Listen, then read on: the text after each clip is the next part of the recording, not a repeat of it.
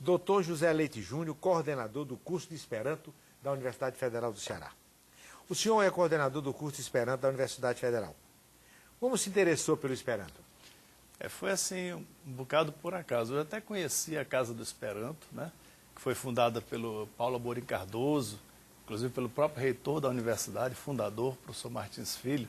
Mas foi uma casualidade. Eu fui morar na rua Esperanto. E um tio meu, né, achou por bem, assim, durante as minhas férias, me presentear com um livro. E eu peguei um pouquinho do tempo, a língua é bastante regular, e em pouco tempo eu me apaixonei pela língua, né? Então foi pelo fato de eu ir morar na Rua Esperanto. E onde fica essa Rua Esperanto? É rua paralela à Avenida dos Expedicionários, ali próximo ali àquela região de Nazaré. Então, né, fica mais ou menos na região da universidade. Justamente, justamente. Fora as aulas de Esperanto da universidade, que outras atividades o senhor desenvolve nessa língua? Isso, o Esperanto traz diversas possibilidades. A principal é a amizade. Nós temos amizade com pessoas pelo mundo todo, né? Então nós não reconhecemos as fronteiras. Mas na prática eu escrevo, por exemplo, matérias jornalísticas sobre o Brasil na revista Monato, que é a revista da Bélgica, né? Uma revista que tem mais de 30 anos. Também escrevo artigos científicos, né, para a Sciences Revue, que é da Alemanha. E também faço tradução, inclusive recentemente a tradução de um livro de um autor cearense, que é Ricardo Kelmer, que é o Manual do Autor Independente, né, que eu traduzi como Man Libro de la Sendependa Verkisto. Foi publicado em Moscou recentemente. Diga-me uma coisa, o que em geral leva alguém a estudar o Esperanto? Eu acredito que, de um modo geral, existe um certo sentimento, né, de que nós devemos ter uma liberdade de escolha, né, dentro do panorama internacional. Nós, por conta de uma série de contingências geopolíticas, né, somos obrigados praticamente a estudar, às vezes, o inglês, né, o espanhol e assim por diante. Mas nós sempre temos, assim, dentro de nós um certo instinto, né, de que existe uma só humanidade, quer dizer, e que talvez haja uma forma de comunicação que seja de identidade internacional e não de determinados países. Então, acredito que um sentimento forte de democracia linguística, democracia cultural. Isso certamente vai levar as pessoas a uma cultura internacional, cuja expressão nós acreditamos que seja o Esperanto. Qual a atitude da Igreja do Vaticano em relação ao Esperanto? O Esperanto, desde os primeiros momentos, assim, ele surgiu em 1887, né? Então, ainda no final do século... Foi um polonês que criou, né? Justamente, foi o médico polonês Zamenhof, inclusive, que tem busto na Praça da Gentilândia, né? Lamentavelmente está pichado, né, o busto de Zamenhof. Mas a Igreja, desde o final do século XIX, reconhece o Esperanto, tem a sua entidade, nós temos publicação católica em Esperanto, e sempre houve uma tradição dos papas, né, fazerem uma bênção, por exemplo, né, na Páscoa em Esperanto, tá certo? Então, é uma convivência bastante grande, né, com revista própria, inclusive missa e Esperanto. Nós tivemos um congresso aqui, um congresso brasileiro aqui em Fortaleza, e nós tivemos missa em Esperanto na Igreja dos Remédios. Na Itália, em Santa Maria Maggiore... Foi a única missa que houve Esperanto aqui no Ceará? Aqui no Ceará... Foi essa na Igreja dos Remédios? Na Igreja dos Remédios. Nós tivemos por conta de um congresso. Então, tivemos um padre que fez isso, quando eu falo a missa, porque é algo que está dentro do código da igreja, quer dizer, é permitido que se faça a missa Esperanto. Isso é oficial, né? Seria justo se dizer que o Esperanto são retalhos de todas as línguas? Não, o princípio do Esperanto é a internacionalidade. Então, quando Zamenhof, que era um poliglota, né, começou a perceber assim, as características comuns das línguas europeias, ele foi notando que havia algumas particularidades que integravam essas línguas. Então, ele não fez, assim, na verdade, nada assim de monstruoso. O que ele utilizou foi aqueles elementos que poderiam ser entendidos pelos diversos europeus e, por extensão, pelo mundo todo. Então, na verdade, é uma proporção equilibrada e que corresponde ao que se fala internacionalmente, né? Por exemplo, a maior parte das palavras do Esperanto são de origem latina. E se nós olharmos até o inglês, hoje o inglês norte-americano, tem uma grande, né, quantidade de elementos latinos. Então, na verdade, ele se baseou no que o próprio universo europeu tinha em termos linguísticos. Vamos dizer, 60% de origem latina, né? Quer dizer, nós temos ali uns 30% germânicos, 10% eslavos, né? De modo que, de fato, representava. Então, não se deve contar segredo em Esperanto, porque qualquer pessoa ocidental será capaz de decifrar. Não se conta segredo. E qual é a repercussão do Esperanto nos Estados Unidos? Olha, hoje, por exemplo, a melhor gramática que nós temos é de autoria, né, de um sueco, mas, por exemplo, a publicação é toda mantida pela organização norte-americana. Então, existe a Associação Norte-Americana Esperantista, que patrocina pesquisas, né, que tem congressos muito expressivos, inclusive, e que também tem ajudado muito no campo editorial. Então, por exemplo, uma gramática de suas 600 mais páginas, por exemplo, subsidiadas por eles. Então, temos também os norte-americanos ajudando direto na assessoria da UEA, que é a nossa entidade esperantista, junto à ONU. Então, os norte-americanos são fortíssimos, inclusive no Esperanto, né? O senhor falou que as línguas latinas têm forte participação no Esperanto. Mas dessas línguas latinas, qual é a mais esperantista?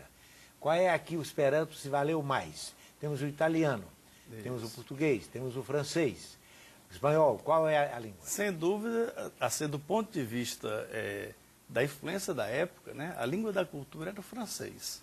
Isso eu acredito que o francês hoje ainda joga, né, com muita força no campo da cultura. Mas naquela época a cultura era a França, né? Então o Zamenhof reconhece isso e nós percebemos um grande impacto do francês sobre o Esperanto.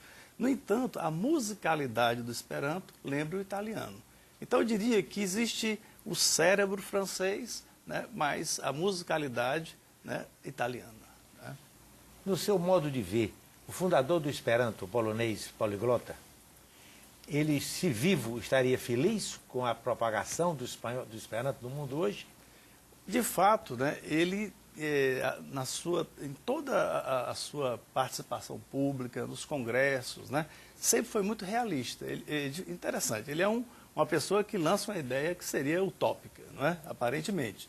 No entanto, sempre ele teve o pé no chão. Ele sabe que essa conquista é uma conquista progressiva, né? Eu acredito que ele não estaria infeliz, porque hoje, por exemplo, nós temos o ambiente adequado para o Esperanto, que é a internet. Então, hoje nós temos, por exemplo, o Google, né? Com o tradutor do Google em Esperanto.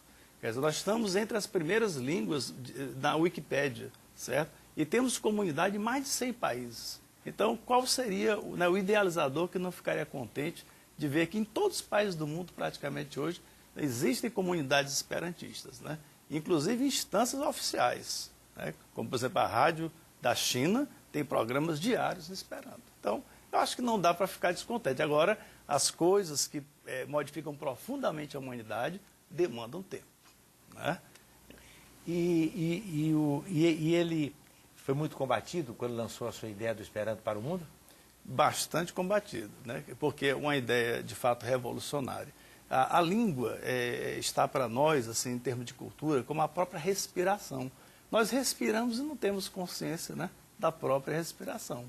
Então, nós falamos também com esse automatismo, com essa espontaneidade. Então, ele mexeu justamente com um elemento fundamental da humanidade, que é a capacidade linguística. E tocou também, sobretudo, nos interesses daqueles que fazem da língua, né, um meio de se sobrepor aos outros povos. Então é evidente que, naquela época, por exemplo, o francês não tinha muito interesse, né, o governo, sobretudo, na divulgação de uma língua que democratizasse, uma vez que o francês tinha esse papel, né, de majoritário. Então, acredito que os focos de resistência foram aqueles chauvinistas, né, aqueles ultranacionalistas, e, de fato, né, nós entendemos que ele não só sofreu muita resistência, embora teve muitos adeptos também, como até a sua família sofreu, porque a filha de Zamenhof, por exemplo, foi morta num campo de concentração, né? Então, o esperantismo foi fortemente perseguido por essas organizações ultranacionalistas, né? Então, nos campos de concentração de Hitler estavam muitos esperantistas.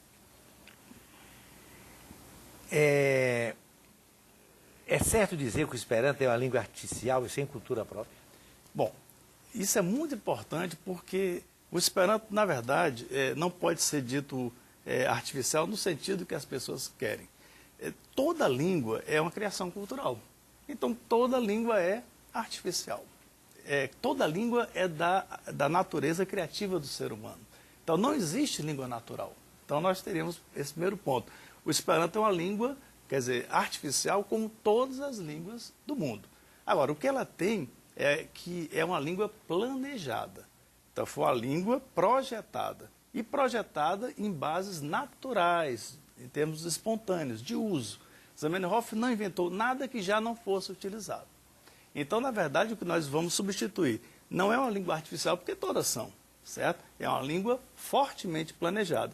E planejada justamente com a neutralidade e com os elementos linguísticos necessários para uma comunicação entre todos os povos, sem causar ciúme, né? Nós falamos o Esperanto assim, estando tão à vontade como nós falamos o português, né?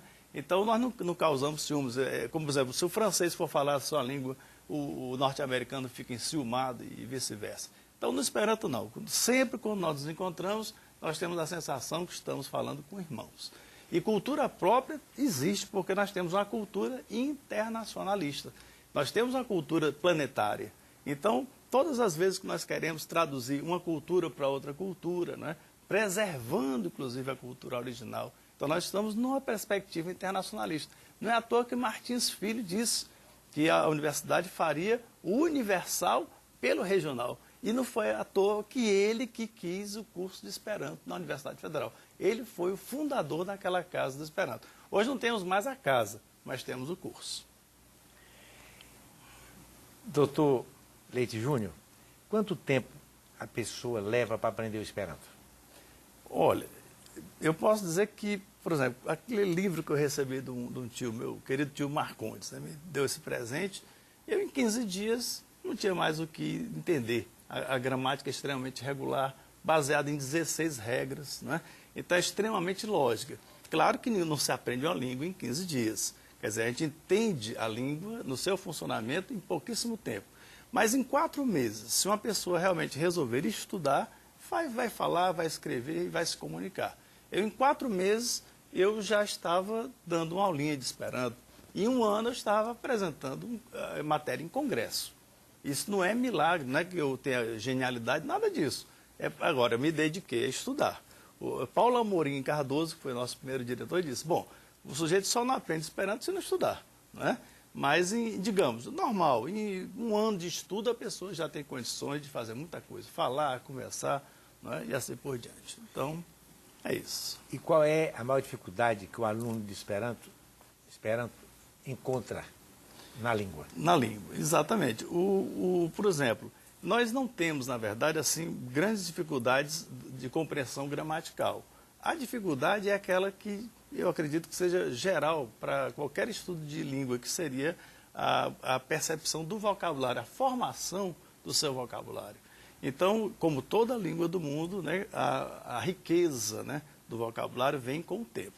Eu acredito que algumas questões, talvez, como o acusativo, né, que é, digamos que é o único caso que realmente vem assim do latim, isso possivelmente cria uma certa dificuldade. Tá? Mas eu acho que o grande desafio, isso é para todas as línguas, é a ampliação do seu vocabulário, sem dúvida. E tem fundamento de que o Esperanto facilita o aprendizado de outras línguas? Tem. Na verdade, de certo modo, toda língua serve de base para nós entendermos outra língua. Só que o Esperanto tem algo especial, foi uma língua planejada. Então, mais facilmente são percebidas as regras, né, morfológicas, as regras sintáticas, né? Então, aquilo que funciona sistematicamente no Esperanto facilmente serve para demonstrar, inclusive, o português. Um aluno que estuda Esperanto entende melhor o próprio português, né? E facilmente, juntando as duas, vai entender uma terceira.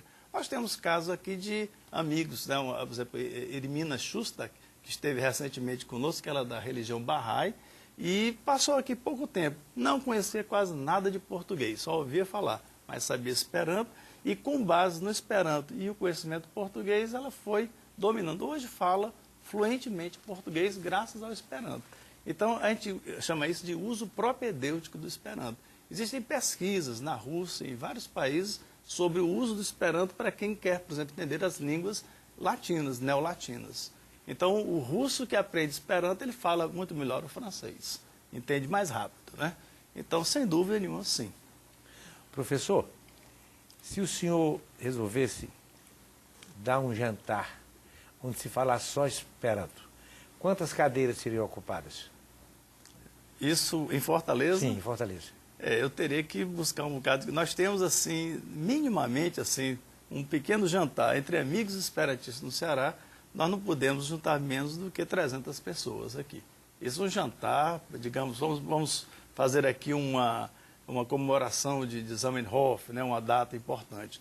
E se nós chamarmos todos aqueles que, muitos passam pelo curso, aí, né, deixam de vir. Mas se nós chamarmos assim com um pouco mais de ênfase, certamente nós teremos, né, aqui no Ceará, umas 300 pessoas diretamente envolvidas com o Esperanto. Inclusive pessoas muito conhecidas, como o nosso Barros Leal, né, que nós temos aqui pessoas Carlos Cardoso, que está hoje, né, na área... Doutor Martins não chegou a falar né, o Esperanto? Não, ele interessante. Ele trouxe o Paulo Amorim Cardoso para construir o curso, né, mas ele tinha aquilo que muita gente que está em torno do Esperanto tem, que é o sentimento favorável à língua, né? Então, ele tinha essa percepção internacionalista, né? Quer dizer, então, trouxe o Esperanto por isso. Então, vamos dizer que de coração, né, ele era esperantista. E quantas pessoas falam Esperanto no mundo? Bom, hoje em dia, nós temos um problema de estatística. Um amigo nosso, uma vez comentando sobre isso, disse quantas pessoas tocam oboé no mundo, né? Quer dizer, é muito difícil. Principalmente hoje, quando nós nos deparamos, assim, da noite, nós temos um encontro, por exemplo, no último sábado de cada mês, na casa de José de Alencar. Quando a gente vê, a pessoa aprendeu na internet e veio nos encontrar, não é? Então, com a internet, com a facilidade do curso que a pessoa baixa em casa gratuitamente, não dá mais para fazer uma estatística. Mas o que nós podemos hoje dizer é que, se nós temos mais hoje 170 mil artigos na Wikipédia, nós temos organizações em mais de 120 países, e assim por diante, então nós temos congressos internacionais com 3 mil pessoas constantemente, que são lideranças de diversos países do mundo todo. Então, agora, realmente, saber quantos exatamente falam é um cálculo que pode chegar a 10 milhões de pessoas, quer dizer, portanto, talvez mais falantes do que o sueco hoje são os falantes de Esperanto. Certamente, nós temos mais falantes de Esperanto do que sueco. Qual é a relação do Esperanto com a ecologia? A questão da ecologia é justamente o equilíbrio, né, do sistema natural. E nós entendemos que existe a ecologia também cultural. E o que o Esperanto se apresenta é justamente como um elemento que não desarmoniza a relação entre o fraco e o forte, né? Então nós temos línguas de alto poder e línguas que são de minorias. E o Esperanto funciona como uma espécie de fiel, né, para que os desiguais se tornem iguais na hora de uma comunicação internacional. Então é uma língua que protege essas línguas ameaçadas. Nós temos até a tanatolinguística, que estuda esse processo de morte das línguas. Nós calculamos que com o tempo e com esse sistema que nós estamos vivendo aqui, em pouco tempo, um patrimônio histórico, né, de muitas culturas vai desaparecer. Quem disse, por exemplo, que no Brasil nós temos hoje 200 línguas, né? E já tivemos muito mais. Mas por quanto tempo essas nossas línguas indígenas ainda vão funcionar?